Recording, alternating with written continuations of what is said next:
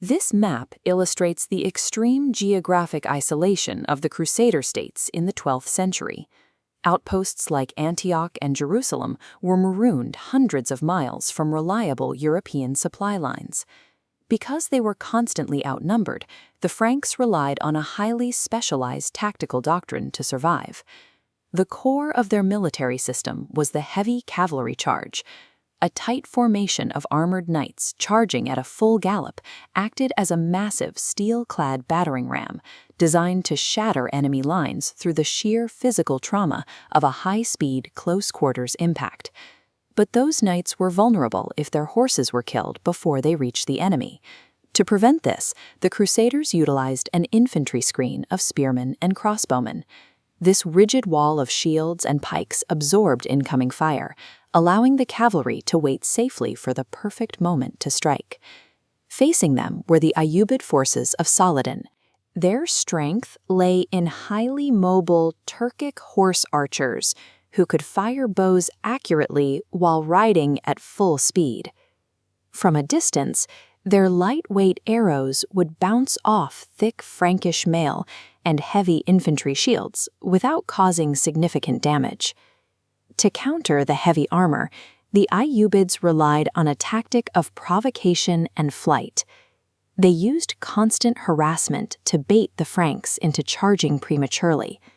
If the knights lost their patience and broke formation, the horse archers would instantly scatter into the desert, leaving the overextended cavalry surrounded and isolated from their infantry protection.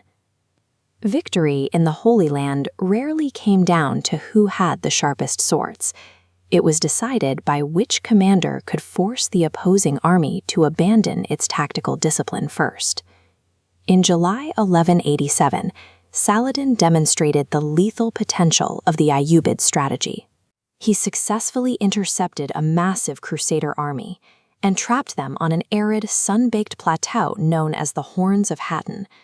Saladin knew he didn't have to break the heavy cavalry if he could let the environment do it for him.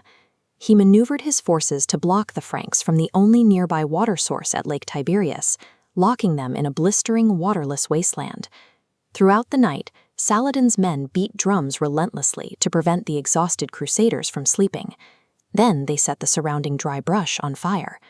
The wind carried thick, acrid smoke into the Crusader camp, choking the dehydrated men and driving their thirst to the point of madness. By morning, the discipline of the Frankish army vanished. Crazed with thirst, the infantry panicked and scattered in a desperate search for water, leaving the armored knights completely alone on the hilltop. As their horses died under a rain of arrows, the remaining knights launched a final, desperate charge. But rather than absorbing the impact, the Ayyubid line simply parted seamlessly. Raymond of Tripoli and his knights galloped straight through the gap and into the open desert, leaving the rest of the army to be surrounded. The formation was destroyed.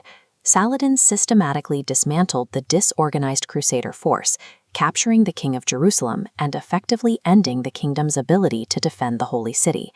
Hattin proved that even the most formidable armor is a liability when environmental and psychological pressure shatters an army's cohesion. 4 years later, during the Third Crusade, King Richard the Lionheart faced a similar crisis. He was marching a vulnerable Crusader column down the coast toward Jaffa, exposed to constant attack. Saladin attempted to repeat his Hattin strategy, committing 35,000 troops to a relentless assault. They swarmed the column with arrows and deafening cymbals, trying to goad the Crusaders into a disorganized counterattack. Richard responded with iron discipline. He utilized the Knights Hospitaller and the Templars, elite Catholic military orders of warrior monks, to anchor the column. Their sole task was to hold the formation together at any cost, refusing to be baited into the open. To protect the horses from the constant fire, the Frankish infantry performed a grueling tactical maneuver. For hours under the baking sun, they walked backward, holding shields high and absorbing the rain of arrows so the cavalry remained untouched. The Franks suffered heavy casualties, but they refused to break. As the Crusaders continued their dogged march, the Ayyubid light cavalry overcommitted, moving closer to the line in a desperate attempt to force a reaction. The moment the Ayyubids were too close to retreat, Richard unleashed the charge. A perfectly timed, unified wall of armored knights crashed into the disorganized Muslim ranks. Caught in the open and unable to scatter, the Ayyubid light cavalry was completely overwhelmed by the kinetic force of the impact. Arsuf proved the direct inverse of Hattin. When a Frankish formation successfully maintained its psychological discipline, their heavy cavalry proved nearly impossible to stop in a direct engagement. Warfare in the Crusades was not an aimless brawl. It was a sophisticated contest of discipline, environmental manipulation, and timing. The Frankish system turned a collection of men into a mobile fortress. When unified, they could penetrate almost any defensive line through sheer physical momentum. Saladin's brilliance was in realizing he didn't need to pierce that steel wall. By weaponizing the climate and the terrain, he could wait for the heavy armor to become a prison, breaking the patience of the men inside.